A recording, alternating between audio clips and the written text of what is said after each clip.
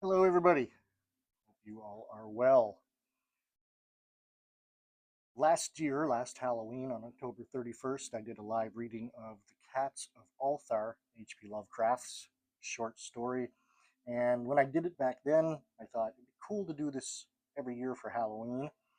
And then further to that, I thought, well, there's a lot of work, so I could actually do in October probably a few stories. Um, why H.P. Lovecraft? He's one of my favorite authors. I don't read a lot of fiction. Actually, I don't read any fiction. Um, my fictional reading is in the past. As I like to say, I don't like to read other people's fantasies. And as far as horror is concerned, I got into Lovecraft at a very early age. I kind of went from Anne McCafferty. I think there was a, what are they called? About dragons. Yeah, I can't remember the name of the series, but Dragon Riders of Pern, I think it was called. My older brother got me into that. He was into a lot of Dungeons and Dragons and stuff. And then around that time, I was also getting into heavy metal and had noticed, references in songs and artwork to H.P. Lovecraft and sought out, who this person was and discovered an incredible world. Um, I've talked about the Necronomicon and my first time that I bought that and got all freaked out because I thought it was something really evil and burned it. And only to find out a couple of weeks later that H.P. Lovecraft was the author of the Necronomicon. It's completely fabricated. I mean, it pulls some ideas and you know a little bit of history and magic and stuff like that, but it's not a real book. People still seem to think that there's a real one out there, but no, no, no. Anyways, um, I wanted to just read a little bit from The Dream Quest of Unknown Kadath. It's one of my favorite Lovecraft stories. Just such a journey. Like it's not even like 70 pages long. And but after you've read it, I was thinking about it last night. After you read The Dream Quest of Unknown Kadath, it's like you've taken a journey. Even if you read it in one sitting, you just feel like it feels like years. And that's kind of Lovecraft's gift to us, is his literary style, which isn't for everybody. It can be a little bit hard to read.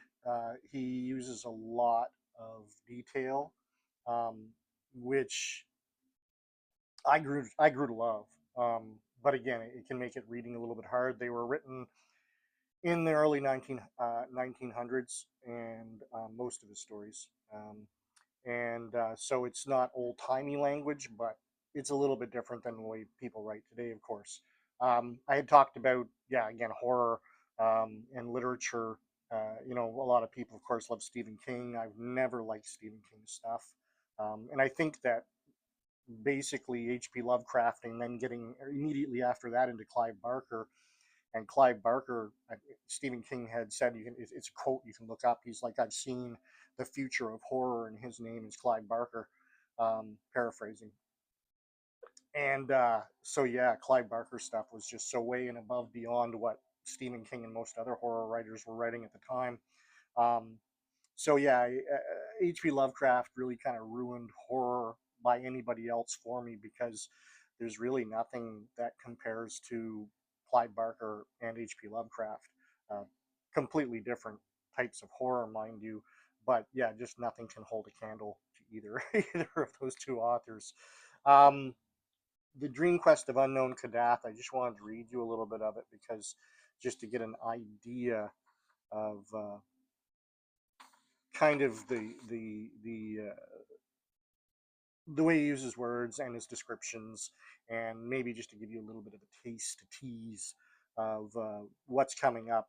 And I may read Dream Quest of Unknown Kadath again. It's a longer story, so I could cut it into parts, but we'll see. In the light slumber, he descended the 70 steps to the cavern of flame and talked of this design to the bearded priests, Nash and Kamata. And the priests shook their shent barren heads and vowed it would be the death of his soul. They pointed out that the great ones had shown already their wish, and that it is not agreeable to them to be harassed by insistent pleas. They reminded him, too, that not only had no man ever been to Kadath, but no man had ever suspected in what part of space it may even lie, whether it may be in the dreamlands around our own world, or in those surrounding some unguessed companion of Fomalhaut or Aldebaran. If in our dreamland it might be conceivably reached, but only 3 human souls since time began had ever crossed and recrossed the black and pious gulfs to the other dreamlands. And of that 3, 2 had come back quite mad.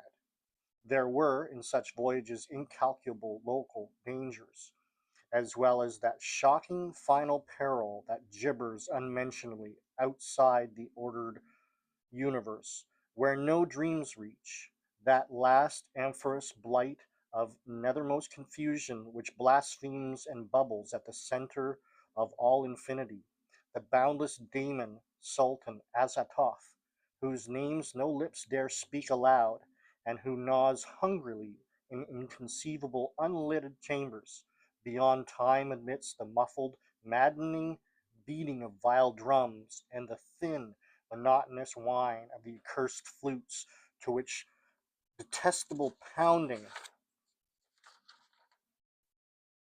and piping dance they slowly and awkwardly, and the absurdly gigantic ultimate gods, the blind, voiceless, treacherous, mindless other gods whose soul and messenger is the crawling chaos, Nyarlathotep.